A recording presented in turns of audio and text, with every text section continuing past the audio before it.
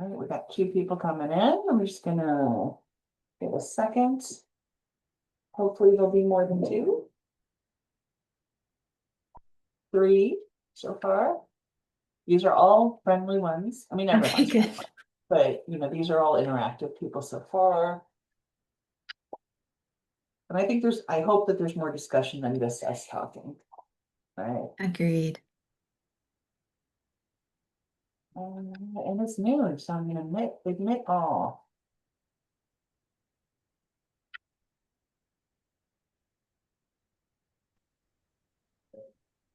Hi, Nan. Hey there. Yeah. We got a Nan sighting. Good to see you. And Well, there's- I'm going to go incognito in a moment. Oh, that's all right. Oh, and then there's Paula. Hi, Paula. You look cozy. Nice to see you. Yeah, nice to see you as well. See, Mark's here, but not on camera. Pardon? I was saying Mark's here, but not on camera. Maybe he and his cats will make an appearance later. Just gonna let some more people.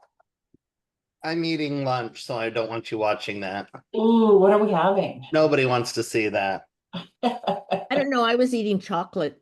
Ooh, I'd like. Dark chocolate with almonds. My Ooh, that's favorite. kind of my favorite. Is this a My lunch. that's your lunch? Yeah, my teeth are, I love it. The holidays have begun, right? exactly. Hi, Susan. Nice to see you. Kevin's here. And so we love when people want to be on camera. This hour is for you. It's as interactive as you want it to be. This is a great topic. We're really excited to present this, something near and dear to both Miriam and myself. Miriam ultimately, I think, wants to get a designation that is a certified financial therapist, in addition to what she already has under her belt as a certified financial planner. So lots to dig into today. What's a certified financial therapist? Can you explain a little bit?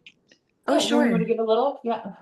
Yeah, it's administered by the Institution of Financial Therapy. It's a pretty new, I'd say, world in the financial world. Um, but basically, a financial therapist helps you guide conversations within yourself and with your loved ones about your relationships with money and how your relationship with money can manifest with certain reactions. And so I know for myself, I've had conversations with my husband where he was kind of taken aback by my reaction with a certain purchase or about joining accounts. And a financial therapist can kind of be the mediator to understand and hear both of you and kind of dig deeper into, well, I think she's trying to say this and he's trying to say that. And then paired with Brio's work of financial planning, it works really well because sometimes numbers aren't the problem, but it's actually your own emotional blockers that kind of get in the way. It makes total sense. Thank you.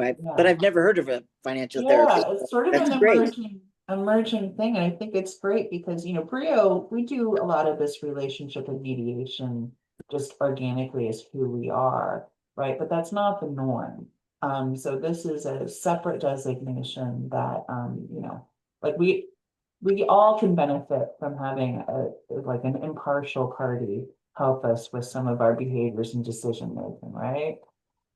All right, hi Linda, good to see you. Good to see you too, Shannon. Yeah, hi there. All right, well, we'll probably have some other folks trickle in, but I want to introduce my colleague here, Iram.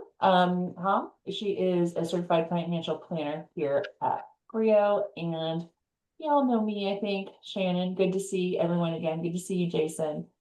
Today we're going to talk about financial mindfulness. This is the softer side of finance. We want to help you understand your relationship with money. If you're a client of Brio, you have money, right? We've helped you get that and get that underway. But this is to help you understand and potentially repair your relationship with money. So we'd like to start with this quote. Your relationship with money is a reflection of your inner self. This is from author Ken Honda from a book that we recommend at the tail end of the presentation, Happy Money. So before we get started, we need to do the general advisory that this is educational. We're not giving you any direct financial advice. If you want direct financial advice, let's schedule some time with your advisor and we can get that sorted and put on the calendar for you. For those who joined late, this is interactive. We're here for you. So interrupt at any point in time if you have any questions, clarifications, but we're going to kick it off with Miriam telling us what is financial mindfulness anyway. Yeah, All so right. let's lay some of the groundwork.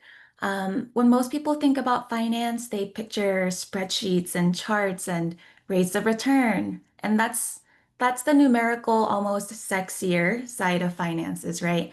But what we're diving into today is the softer side, like Shannon mentioned. It's the emotional, the human, sometimes even messy part. And I hope today's conversations foster an awareness of the why behind our money habits, and that the tools and conversations we have today will be at the intersection between behavioral finance and intention. As the image here suggests from Behavior Gap, when your values and your uses of money align, that's when your happiness lies. That's where your happiness lies, right? So, some common issues that today's tools could be helpful for are financial stress and anxiety, relationship conflict around money, shame or avoidance behaviors, and over or underspending patterns. All right. I have both of those problems. All of the above. Yeah. Oh, okay. Yep. So money, going back to money isn't just math and numbers, it's past and future memories. To some, it's a solution. To others, it's flexibility. And all this to say, we all have a relationship with money. And everyone's relationship with money falls on a large spectrum, right? Anywhere from, too close for comfort and complete strangers. And just like any relationship, if we don't take the time to tend to it, like tending a plant, then we could lose that connection over time. So today we're trying to understand our relationship with money. And when we do, we gain freedom to use it intentionally, to live our personal versions of our rich life. Rich life is a patented quote from Ramit Sethi, who's a podcast owner, and I personally have taken a lot away from him. Okay. All right, so let's start at the beginning. Did you know you have a money story? Well, spoiler alert, you do. We all learned something about money growing up. Maybe your parents said money doesn't grow on trees, or maybe you grew up hearing we'll figure it out. So those early messages become part of our financial programming, right? They shape how we think about spending, saving, and what security means and looks like for us. So in addition to these early messages from your parents, your cultural background, whether or not you had a scarcity or abundance of money to help inform your decisions and your childhood, there are also the emotional imprints that come along with all of that. Are you fearful? Do you have guilt for either having not enough or too much? Are you prideful in a way that might not be helpful for you? Do you feel great shame because of either an abundance or a scarcity? So there are not only your money stories, but they're money scripts. So we want to help find out and identify what does money mean to you. So I'll start my money story. Growing up, money meant freedom, independence. I grew up in a poor family with us. We did not have money. Money was very difficult. We were government cheese and bread earners. So when I got money from my own, and I didn't ever get an allowance really. So when I was able to finally make money or get money from like a grandparent and a birthday card or something, it meant freedom.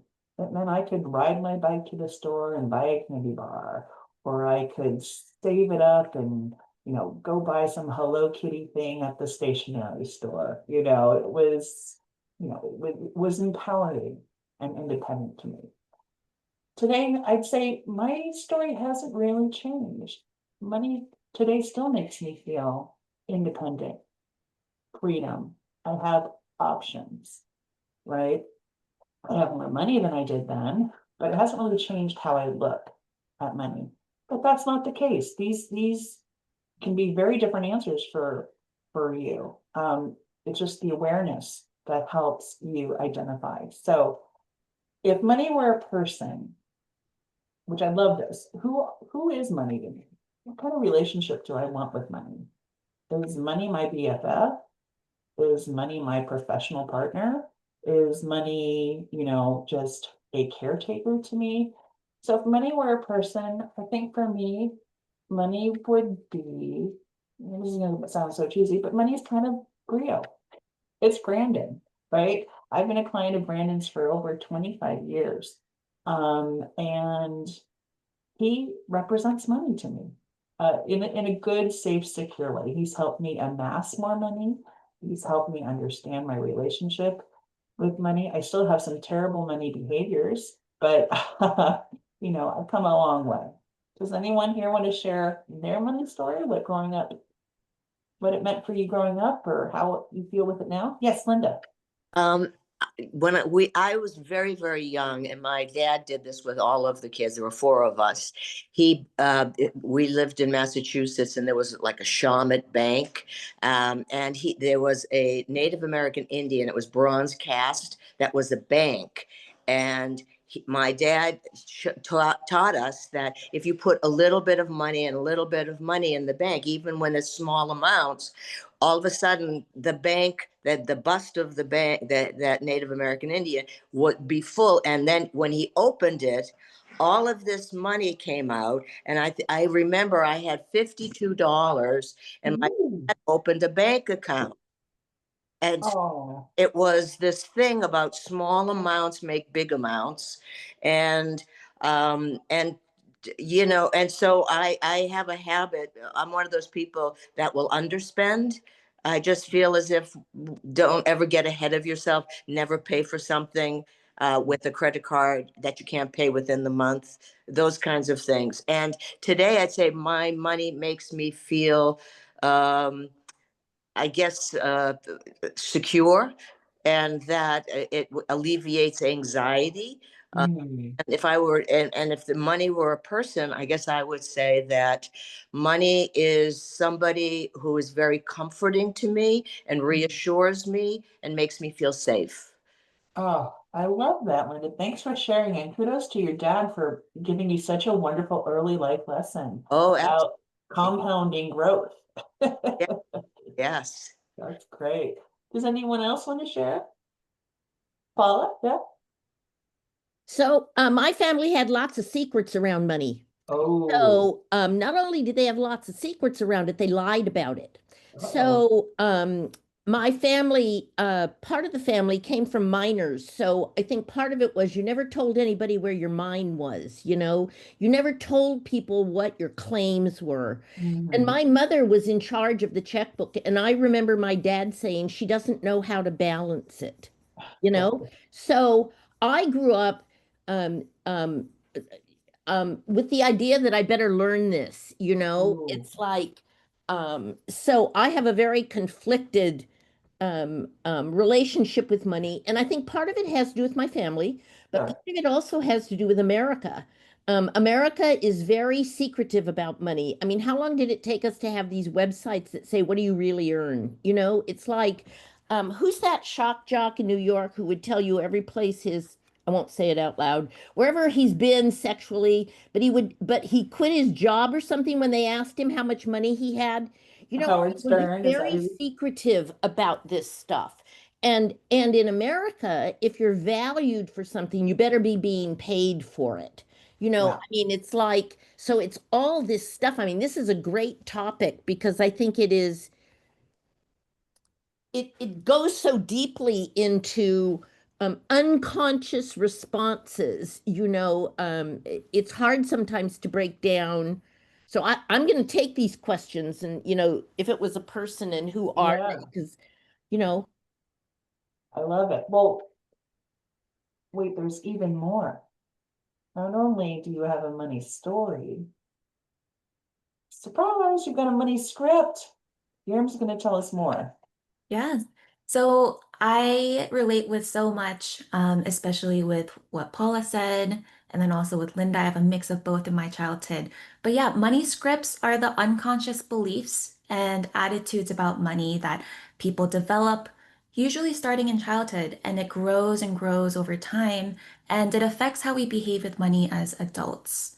I think a lot of us can relate to that. And in behavioral finance, money scripts help explain why different people react to financial situations in unique and sometimes irrational ways. So, that being said, there are four different types. Money avoidance, some statements that can represent a money avoidance behavior is good people should not care about money. I do not deserve a lot of money when others have less than me. Money worship could be more money will make me happier. Money would solve all my problems.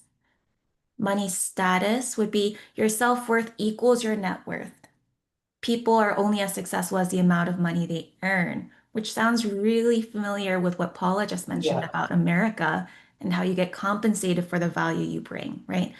Money vigilance, you should not tell others how much money you have or make.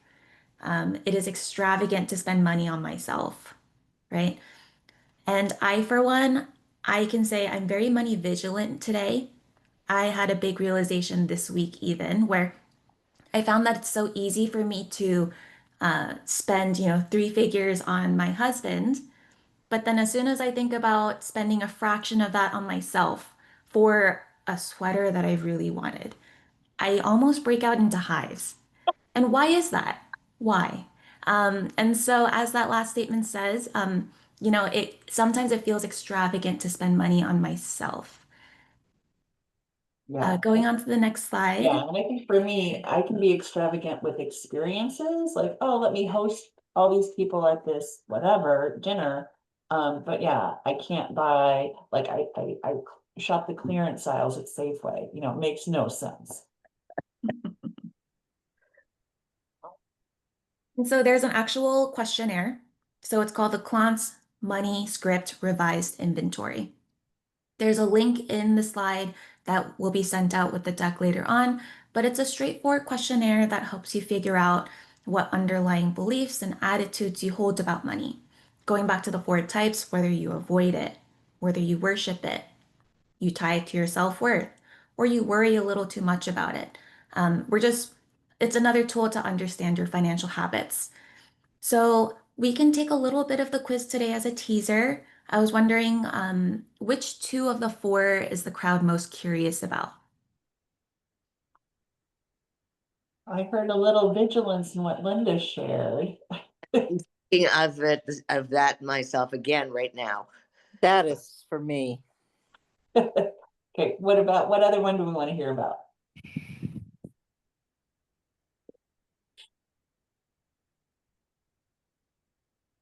How about Avoidance. avoidance? Love it. Okay, let's hear about avoidance and vigilance. All right, sounds good. Just pulling it up. All right, so money avoidance, a few statements. First, the quiz, you have to rank yourself each statement from 1 to 6. 1 being, I strongly disagree with the statement. 6 being, I completely agree and relate. And feel free to just, for today, in your mind, just say, oh, I agree or I don't.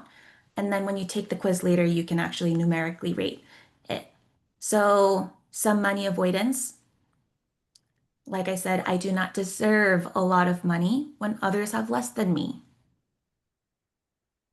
People get rich by taking advantage of others. It is hard to be rich and be a good person. Being rich means you no longer fit in with old friends and family. Hmm? Yeah. Now, these questions are polarizing for a reason, right? Because they want to elicit a reaction in you. So just, follow your gut. Mhm. But isn't it all based on what you think rich is? I Sure. mean, what I think rich is probably very different from what you think rich is. So. Yep. Oh, that's a very good point, man. Yes. Yeah. Um, And I guess it's more so trying to elicit or bring to the surface, no matter what anyone's definition of rich is, how do you react to that? What's your perception of that? Going into money vigilance. So some statements are you should not tell others how much money you have or make. Neither should you ask others how much they have or make. Um, People should work for their money and not be given financial handouts. And I should, so given Black Friday is coming up, this is pretty applicable. You should always look for the best deal before buying something, even if it takes more time. Um, and last thing I was already mentioned, it's extravagant to spend money on oneself.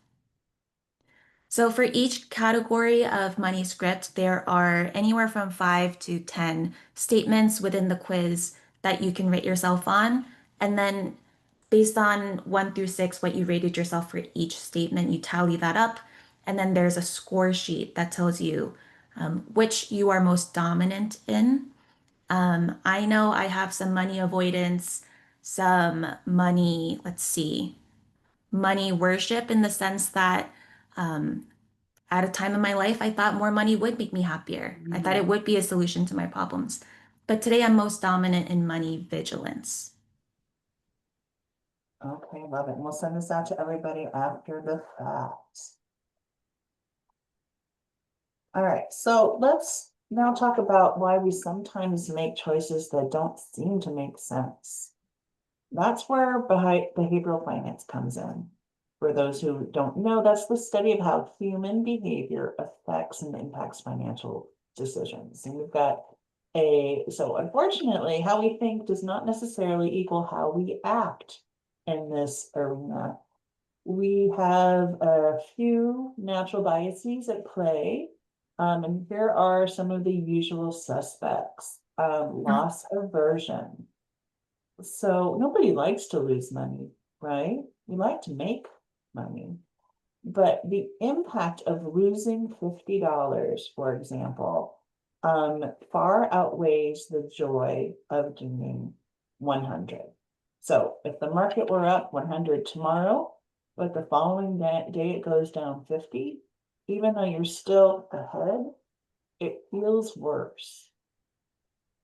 There's also anchoring when you're basing your decisions on sort of irrelevant reference points. We can attach to random numbers. This can be with sale prices. This can be with stock prices. We kind of do this mental, mental accounting is the next one, but that we like, oh, well, that was at 80, but now it's at 60. So it feels like a real deal, even if we may not have wanted to pay 60 for it at the very get-go. Right? So stores are very good at doing this, giving us reference points that we make decisions on. Mental accounting.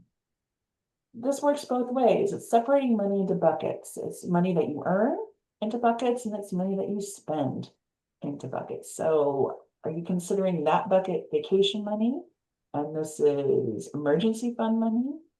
Whatever the emotional attachment you have with that. Like, for example, are you holding on to hard-earned money and say like a concentrated stock for a company you worked at some point, where it would actually financially make more sense for you to part with it?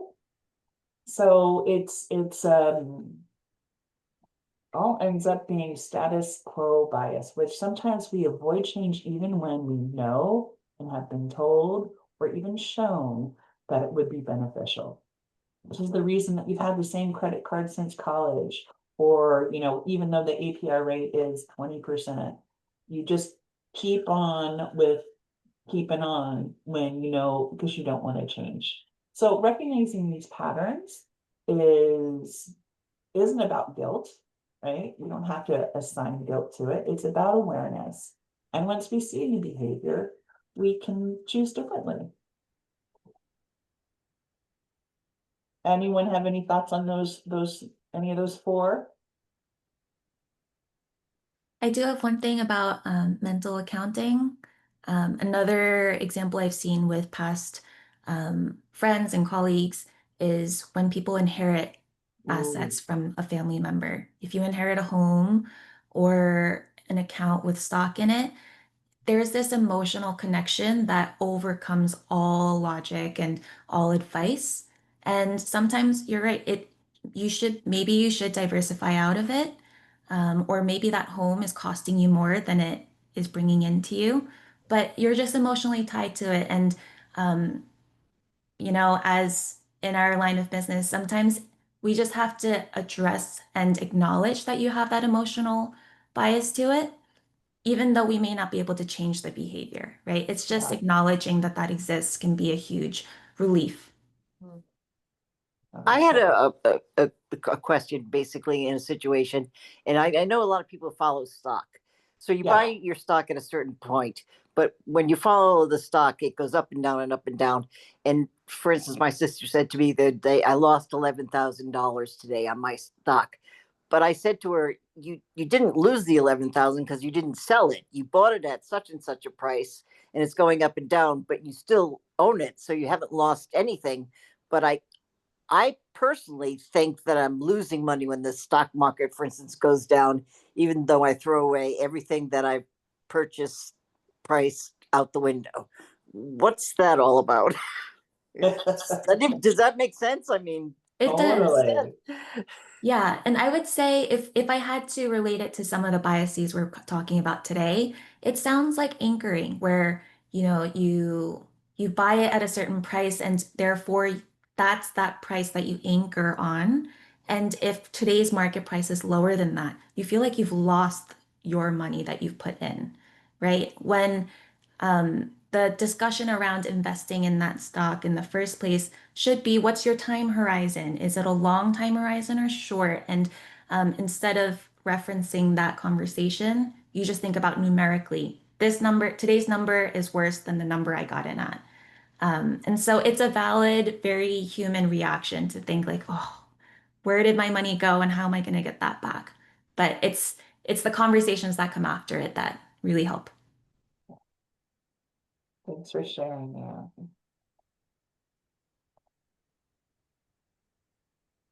All right, you're just going to tell us more about understanding your relationship with money. Yeah, so as we're talking about awareness and, defining your relationship with money, it's also helpful to name certain events or aspects or wounds that money has a hold on you over. So, for example, for me, I grew up in a low-income household, and I remember so specifically in middle school, I was shopping with my mom and we never, because we're low income, we couldn't really afford to shop at Abercrombie. But as a special treat, we walked in and there was this beautiful winter jacket. And I wanted it so badly, I begged my mom for it, and she gave in. She said, "Okay, you can try it on. Let's see how it looks." And of course, you try it on, and when you're young, it looks good on you, and all of a sudden it feels like yours, and you envision, going to school with it. But then it was so jarring when my mom said, "All right, now take it off and put it back on the rack." oh, Right, right. It feels like something I had and it just got taken away from me. And that feeling, it lingered with me and it grew and grew over time until now as an adult, I do whatever I can to not feel that way again. Um, and so I've grown to be money vigilant, meaning the money that I do have, I am so protective over it. And when I do try to spend money, it feels like I'm stealing from myself, right? So in practical day-to-day life, I've become so frugal. I save and I deny my current self of things that I want because I want to set it aside for my future self. And I have to keep telling myself to reframe my relationship with money. Money is a tool, it's not a test of my worth, right? It shouldn't, and it shouldn't become a goal in and of itself, the numerical number. But I do have to realize that the true kind of wealth is when I can use the money that I have for the things I wanted, for the things that really matter and align with my goals. Love it. So once you've, made aware of your underlying attitude or relationship with money, how do we move that into intention, right? And so something that I've implemented in my own personal finances, especially when joining finances with my husband, is statement of financial purpose. It's very simple. It's just a statement. Money's purpose in my life is to blank. And you fill in the rest. I've seen over the years a lot of people their first initial reaction is money's purpose in my life is to give me security, to make me feel safe, or to give me flexibility so I can do whatever I want whenever I want. Um, but this statement is so much more powerful when you get really specific because, as someone mentioned earlier, everyone's definition of rich is different. Everyone's definition of security is different. And what does that actually look like for you? Um, and so for me, my statement is money's purpose in my life is to uh, make the movie that is my life feel longer by making more memorable scenes within it, right? If you think of a movie and you only remember the beginning and then the ending, it feels really short, but I want a lot of different scenes in between. So I want to make more memories with the people I love. So whenever I make big ticket purchases, we're not talking about, $5 coffees, because that won't give me a memory, but it is just to be more mindful of will this spending or experience give me a memory that I would love to look back on? And then it allows me to be more graceful with myself. Like, yeah, this is going to get you something more than what you think you're losing by spending money on it. So remember, it's not about being frugal. It's about being more aligned with your inner self. Um, and so going back to my Abercrombie story, as I was creating this statement of financial purpose, I started wondering, it money used to be security for me, but what does security actually look like? What account balance would I have to reach, or portfolio balance would I have to reach to be like, I feel secure now. I feel good now. And there was no number for me. It was always a moving goalpost. And so that's when I came up with this memories money statement. And now I feel secure when I make certain spendings. I feel secure when I look at my account balance because I know that can provide for me later on. Any questions there? I wonder, Aaron, in this movie of yours, are you wearing multiple versions of the Abercrombie jacket? I have so many Every options, color? a whole rack. I wanted to know where worth fits in. For instance, if I'm buying an old car, let's say it's $25,000, I think it's worth $25,000. Someone else might think it's not worth $25,000. Where does the worth part of money fall? Right. So everyone has, their own framework for $25,000 is too much for a used car. Oh, that's a steal for that kind of car, right? But it's worth is that's what we're talking about today. What is worth it to you? Mhm. Does a used car that's $25,000, does that represent something more to you than just the money value of it? Does it mean independence, freedom to move wherever you want, not having to rely on others? And when you think of all of the emotional and numerical value of that car, then is it worth it to you? So the more you figure out your definition of worth it for certain spending, then I found myself that I could be free to not care about what other people say. If other people think that, wow, that's a lot for a car, right? Then I'd be like, well, you don't understand. You don't know what it means to me, right? All right, thank you. Paula, Paula has a question. So, this I think is an incredibly difficult question of purpose and what those details are, and especially now, because things seem quite volatile. So, whether or not you guys agree that, we could be heading for a crash like 2020, 2029 or something, the question becomes how much is enough? And I think that's an incredibly difficult number to come up with. I mean, obviously, we're all reading and investigating and saying, well, what are the averages? But it's all very personal. But still, I mean, I'm sitting here and some of you know me, I'm in my 70s. So, what do I do if I can't go back and work? And all of a sudden things have gone haywire. And what is enough for me? And I don't have answers to this, by the way. I'm asking the questions, but Mhm. I'm not sure I have a detailed answer. So I don't know if you guys have any response to that.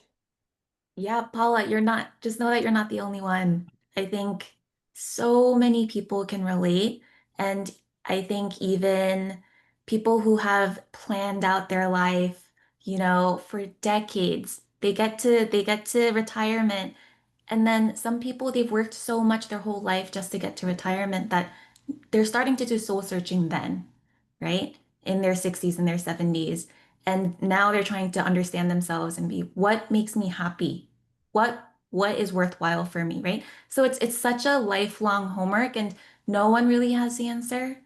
And no one knows the number that people Yeah. need to sustain them over time. It's all projections, but it's all, what can we talk about? What can we do to make us feel a little more okay with the ups and downs of life? So we're all there with you, Paula. Yeah. All right, any other questions? Okay.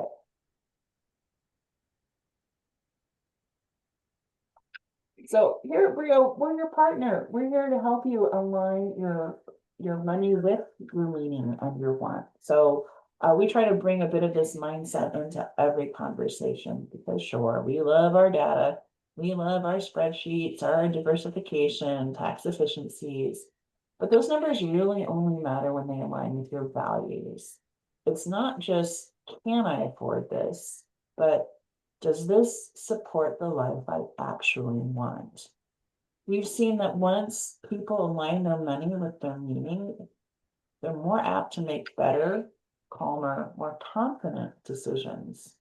And that's the kind of financial freedom that feels like breathing room, no matter what the number is, right? So we help clients link financial choices to life goals.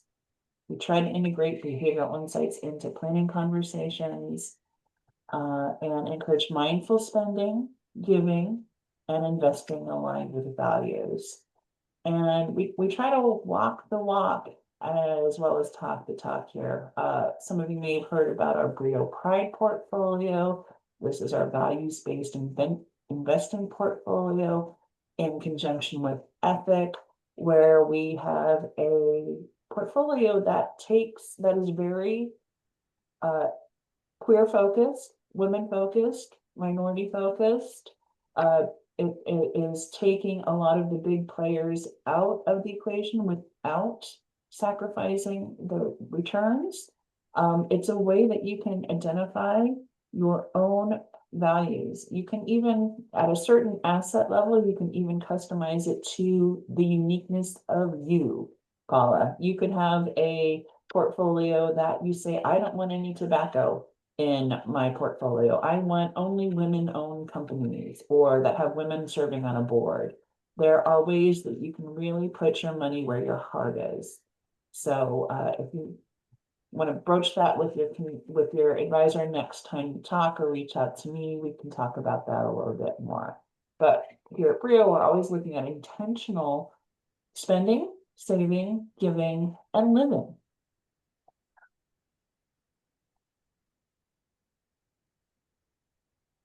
So, in practice, what does this look like? And if I had to pick three, I wanted to leave you all with these three practices. If I had $100 and then put it in your shopping cart and wait, and then taking a moment for gratitude. So, if I had $100, some background, there have been times when I've been super eager for a bunch of things. I had so many goals. I've also seen some people say, I want to write a book.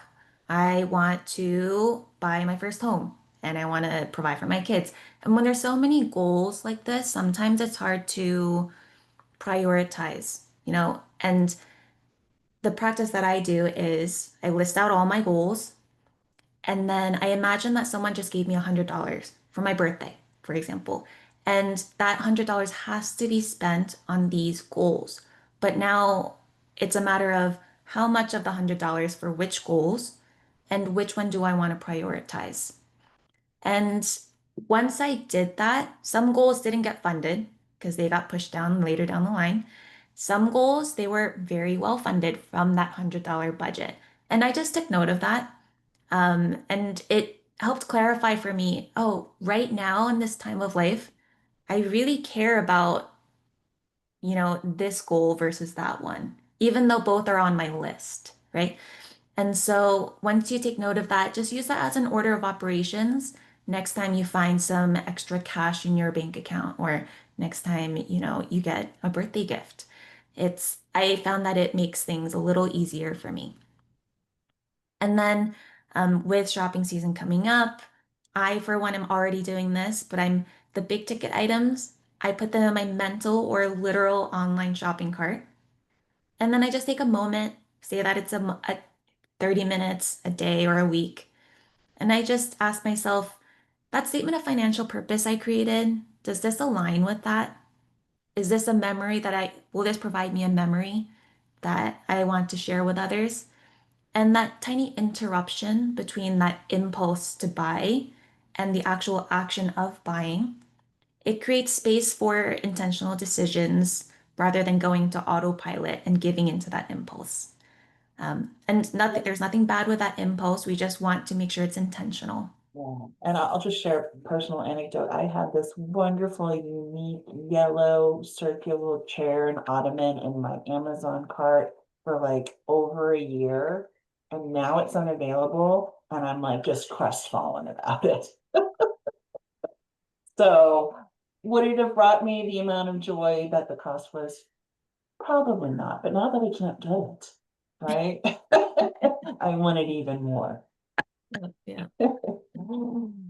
And in that also note, you take a moment of gratitude. You look around you and you take a moment to appreciate the things that your money has already provided for you, right? Maybe it's the roof over your head, the meal you're enjoying, the green ottoman in your living room, not the yellow one that was in your shopping cart. It's just, let's be happy for the things we've allowed ourselves to have in the past. Let's also be mindful for the ones we're going to give ourselves in the future. And then let's just be mindful of the goals we have for the rest of our lives that, we're just making sure we're prioritizing the ones that matter the most to us right now. Love it. So, how can you help align your money with meaning? Build a values-based budget, right? So, gives you some time to think about your top 5 personal values, whatever those might mean or be to you. Right now, this is fluid. This will change undoubtedly over time. And once you do this little piece of homework, try to identify one way you can align your spending with this value. So for me, I'd say like experiences, I'm 56, as I get older, I'm very cognizant of, I might not have as much time as I've less time than I ever had before, right? So I want to build experiences, either for myself or shared with loved ones. So that's more important to me than that gosh darn couch that I won't have anymore because it's not available, right? That will be, to Yuriam's example, a really wonderful part of my movie. All right. So think about what some of your values are, and then how can we help you align that with your spending? And this can include charitable giving. It can include all sorts of other things. Those are just some examples here of family health security learning. We all know money's stressful, whether you have it or not. So some of the things to just daily practices is to cultivate patience. Being mindful encourages patience and understanding that achieving financial goals takes time, right? And also, Linda had a great example here where the power of compounding well, if you're patient and you give it time, try to avoid impulsive decisions and stay committed to your long-term plan. I'll share this. I was a latchkey child with a single mom and growing up as a teenager in the 80s. In 1984, I was in ninth grade and my mom went on a business trip for a week. And so I was left alone in the home in ninth grade. A terrible idea all the way around. She gave me $100 to spend for like the week of food and school lunches and what have you. My friends were sophomores. They had driver's licenses. We went to the mall 35 minutes away. I bought a terrible $100 leather jacket from no, it was probably not actual leather, but at any rate, I was so happy. And then when she came home and saw what I had done with that $100, we marched right back to that store. We returned it, right? And I'm so thankful that I had that life lesson because it was just a silly, impulsive purchase. And, you can always take something back. If you put it in your cart and you end up buying it and it's not bringing you joy, feel free to to return it. This also helps with the non-attachment here. Practice non-attachment to financial outcomes. While having goals is important, that things are going to change, like the market can shift. We might, COVID could hit, right? There's things way beyond our control. So embrace flexibility and adaptability in your financial planning, allowing for adjustments when needed. We try to build that in for you with your plans here at Brio. Although it might be a little hippy dippy, it is because it works. Practice deep breathing. That's a really good stress reducer. Financial stress is common, but being mindful, deep breathing, meditation, or yoga can help manage stress.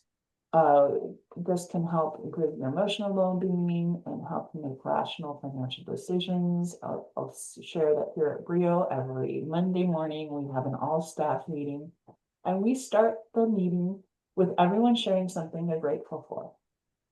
Right? It's not always about money, but it might be something that money allowed someone to do, an experience, a trip, an opportunity. I found that a super valuable exercise for me personally, just being forced to think of something and share it with the group. So you've got some homework. I'm going to send you this deck. You can take that quiz. You can work on your financial statement of purpose. And also, is there one small thing you can do to nurture a healthier relationship with money that's not a heavy lift? Maybe it's checking your accounts without judgment. Maybe it's forgiving yourself for that one financial decision that's been living rent-free in your head. Whatever it is, remember, money isn't just a measure of wealth, it's a reflection of what we value. And when we treat it with awareness, compassion, and a little curiosity, it can truly serve us, not the other way around. We have some resources here for you. Happy Money, The Psychology of Money, and then Carl Richards, The Behavior Gap. Those are the sketches peppered throughout the presentation. He also has another book called, is it called Napkin Finance? He just has a way of distilling, like literally into sketches on napkins. Yeah. Really big financial topics and theories. So for someone that's more of a layperson such as myself, it's super helpful just to see things distilled in like a little sketch. So with that, any final thoughts, questions, needs? How can we help? Hi, this is Yes, hi Susan. Susan. Hi. Wow, this is really great. I know I was pretty quiet during it, but I was having all these flashbacks to my childhood, all the different things that happened in my household with money. And ultimately I grew up hating money, fearing money, and not having wanting to have anything to do with it. So Ooh, yeah, so I always like to stick my head in the sand and pretend it didn't matter. But anyway, so when I meet with Gene quarterly, the first thing I say to him is, "Am I okay?" You know? yes, yes. So anyway, I want to find out. So you're going to send out the slides okay, so we're going to have access to that information. I Yeah. took a lot of notes, but it'd be great to have it. And then the other thing is there going to be a follow-up to this session? You know, if the public requests, we could certainly dive into this topic further. You know, it's a meaty one, right? It definitely is, because yeah, like I said, flashbacks. In fact, I wrote down a note to myself as one of the things that I'm going to plan to do just to create a picture for myself is what are all of my money memories, because there are quite a few, and how do those contribute to where I am today, and can I let them go?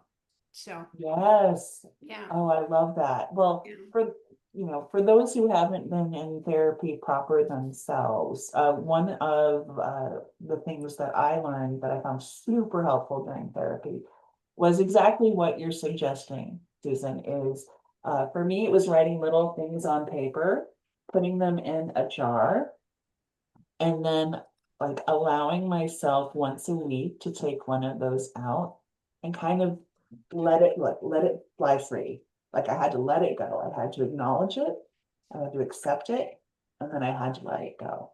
And there's something about the physicality of that that just was really super helpful for me. Writing it, committing it to memory, acknowledging it, and then saying, and I'm done with you. I love that. Burning it helps too, but in a safe place. Yes. I would love to talk about the difference between inheriting money versus earning money and the judgment around that. There seems to be a lot. I personally have. The other personal problem I have lots of them, okay, but the other one is the idea of white privilege Ooh, and how it's such a umbrella notion that is shameful. And a lot of things around money are shameful to me, whether you have it, whether you don't have it or not, yeah. things like that. And for Nan, for the privilege portion, are you speaking to like the relative quote unquote ease of growing generational wealth? Um, no, it's just you show up white and then suddenly doors open for you, Yes, or okay. it's easier to make your way. Whereas, I mean, I've been working since I was 11, Yeah, and people assume that you've suddenly had all these doors open for you, and it's like, no, hell no, I've worked my butt off for this. yeah, Um, and yeah. then Well, and then there's a whole mindset around that okay, I've worked for it, I didn't inherit it, but friends who've inherited a ton of money and whatever they do with it, but just earning versus Yeah. receiving. Anyway, yeah, no, that's thoughts. certainly a loaded one. And I would add to that, Nan, thank you. Right now we're having lots of discussions about who deserves money, who deserves help, who deserves whatever. And even if you have a job or you have two jobs, if you're not earning enough money, you are thought lesser of. And so this whole conversation about money and, you know, you can call them welfare queens, I mean, it's like, so how do, and at the same time, we have more trillionaires, we've got, Yeah, right. So that whole thing and how you feel about it, not only for yeah. yourself, but for others and those around you is a really, and therefore, how does that affect your money decisions, whether that's in donations or time or investment decisions or I, I think taking the full quiz, I mean, there's some of those questions are going to be uncomfortable. Like I found very, some of the questions uncomfortable for me, like, very, very. um, but they're in there because some people identify with them. Right? There are people that feel like people should not get financial handouts or should not get, those sorts of things. So I think helping identify your own and seeing how vast the spectrum is, um, at least put some parameters on it for you to digest. But yes, we're divided in our approaches and in our access, right? We each have very different access to wealth and richness, whatever that might mean for us. And it's complicated. Yeah. Okay, any other thoughts, folks? I loved having the financial therapist here. I think that was a fabulous addition. Thank you. Oh, great. Well, she's not yet certified. Not yet, but Okay, soon to be. well, non-certified or not, certified or not. Yeah, no, Thank you. well, and it's clear that Yuriam's done all this, work herself, right? I think that she was really thoughtful about doing that, pre-merging her life and finances with her husband, which a lot of folks don't do. Right? So we do have resources for that as well, premarital counseling. That is not something that we do, but we have contacts and colleagues outside that help mediate these discussions, because they're always, you hear these stories like, I had no idea she had $25,000 in student loan debt. Well, you should ask a lot of other questions before the big one, right? So well, I hope this was somewhat helpful for you all. We'll get the deck to you. I can't believe we had an hour without a comment from Mark. Mark, please just tell me you're okay. I'm okay. Okay. I actually found this very, very useful. I really appreciated the discussion. It was nice to hear. Oh, that's great. Wonderful. Thank you so much for sharing. And we'll be in touch. And as always, we're here for you. The Greater Brio team is here for you. And of course, your advisor is here for your specific questions and needs. All right. So happy early Thanksgiving to those who celebrate. And we'll look forward to seeing you the next time. Thank you. Thank you Thank so you all. Thank you much. all. Bye, everybody. Very much. Bye-bye. Bye. Bye. Bye.